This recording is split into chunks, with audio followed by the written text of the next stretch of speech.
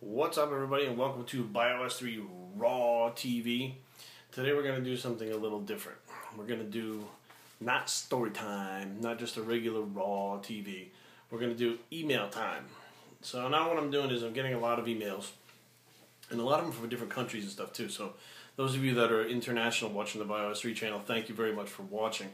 But every once in a while I get emails that I think that, you know, I did answer these people already personally, but I feel like you guys might be able to benefit from these questions that people are emailing me. So it might be more than they can actually write in the comment section because there's limited characters you can use and stuff. So they email me instead. So today we're going to do a couple emails. The first one is from Raymond. And Raymond says, I think it would be interesting to get your opinion on this video. Trainers such as Poliquin and Stepanini, whatever the hell his name is, talk about being able to put an inch or close to that on one's arms if they can train multiple times a day, like 5 or 6 workouts.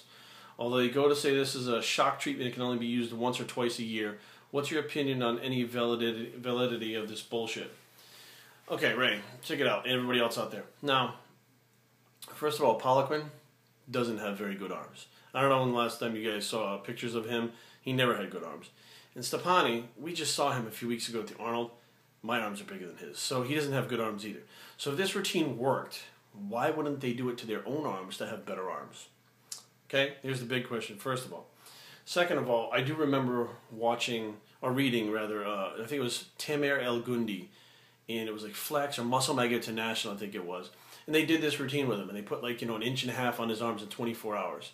Now, first of all, okay, when you juice someone up on steroids, you are going to get a super compensation pump that's crazy, which can actually last a lot longer and get a bigger pump than the average person. So it is conceivable that you could get an inch and a half, 2 inches pump during a workout. Now, do I think that they trained all day long and did this thing and the next day? No. Here's what I think happened. I think that they took Tamer in the gym and they put a bunch of pictures of him training arms together. They taped his arms and took a picture of it, of him going like this, and they taped the thing on there and they said, okay, he's 20 inches or whatever. And then he went in the gym and got a massive pump. Came back, taped it, now they're 21 3/4. Okay, what's happening is they're scamming you guys. This is what's happening, okay? He didn't train his arms 7 times that day. He didn't do that, okay? A lot of times with these magazines, they'll have people do things and rearrange them so that they appear one way, but really, in fact, it's something else. Case in point, when I was training with Lavroni, I was doing leg curls, pushing myself up off the leg curl bench, squeezing my hamstrings together, and he says, why are you pushing yourself up? I said, because you get a better isolation. I said, what are you talking about, dude? I said, you did this back in the 90s, and I saw the picture that says, Kevin Lavroni pushes himself up off the bench to give it a better contraction to his leg biceps. And Kevin started laughing, because I've been doing this for like 15 years. And he said, I pushed myself up because my tricep looked good in the picture. Had nothing to do with the isolation, but the magazine presented it to where it was helping his legs grow and isolate the leg biceps better. So that's how I know the magazines are full of shit most of the time. So also, I did the 24-hour all day long workout. It's in, I want to say maybe super reps or super sets, or it's a Robert Kennedy book, and it's basically every hour you train like 3 sets of a body part. So me and my training partner Donnie did this when we were teenagers. We didn't have jobs, we were teens.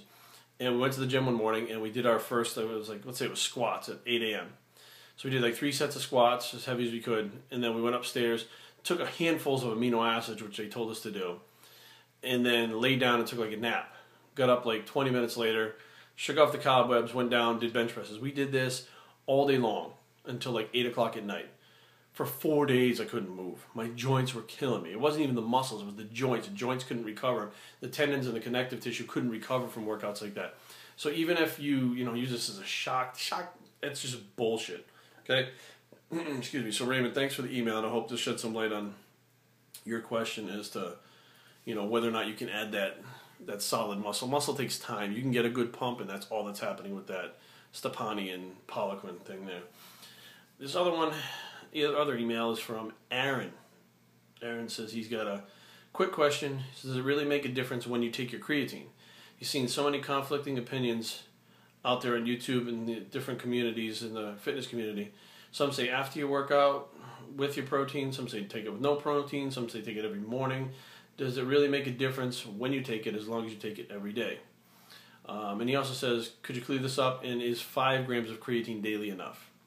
Now, back when creatine came out, it was the early 90s, and they were selling 100-gram bottles of creatine for like $55. You can get them for like $8 now. Okay, so it was much more expensive back then. And you have to load it 35 grams a day for, 25 to 35 grams a day for like 7 days. Then the maintenance phase was 5 grams to 10 grams. Honestly, never saw much of a difference with the loading or not loading. The longer you stay on it, the better it's going to work, whether it's 5 grams, 10 grams, 20 grams, whatever it is. But they're finding out now that long-term creatine use actually suppresses myostatin. So the fact that myostatin keeps your body from getting too big, it's the gene that keeps your body from building too much muscle, you can actually suppress that over time using a creatine monohydrate. Do I think it matters when you take it? I've tried it all different ways. I mean, I tried first thing in the morning. I tried post-workout with the insulin boosters, which were just sugars. I've tried, with protein, without protein. Some say, the creatine competes with protein for the... I mean, there's so much bullshit out there. Just don't forget to take it. As long as you remember to take the damn creatine, you'll see the effects of it. If you forget to take it, which I've done before for a few days, you do notice that you lose some fullness of the muscle, because the creatine is stored in the muscle with the water, and it makes the muscle fuller. Now, do I really see an effect as far as, excuse me, like weight gain? No, I don't see that big, 10 pounds of weight gain people used to talk about, like back when Celtec was out and all these different products, the phosphagen HP and all this stuff for EAS. I don't think it works like that. I think it's a long-term thing that, will help you get maybe a couple reps here and there. And let's face facts, those reps at the end of the set are the ones that really are breaking the muscle tissue down and stimulating the growth. So if you can get an extra rep in to stimulate growth, does it help in the long term? Yes. Do I take creatine? Yes. I take Crealkaline, but I also take Big Bitch Formula whey protein, which has a creatine in it already. It's got extra branched-chain amino acids. It's got glutamine, and it has a 5-gram dose of creatine per scoop. I do 1.5 scoops. I do that maybe 4 times a day, so I'm probably getting a good 25-30 grams. Plus, I do take the Crealkaline before my workout, which is just a capsule, like usually first thing when I get up in the morning, and it's just something I take with my daily vitamins that I just remember to take. So it doesn't matter whether I take it before or after, when I just remember to take it. If you're going to do multiple dosages of creatine, do split them up, because if you take them all at once, which I made the mistake of when creatine first came out, I forgot to take the doses throughout the day. I just dumped the creatine in the blender, blended it up, sucked down like 35 grams of creatine at once, and then had the worst stomach ache, cramps, and keys to shits for like 2 days that it wasn't worth ever trying to chug it like that again.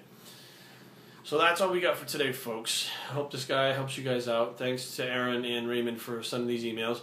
If you guys get stuff like this, send them to me. If I think that other people get benefit from them, I'll put them out in videos and we'll share them with the Bios3 community.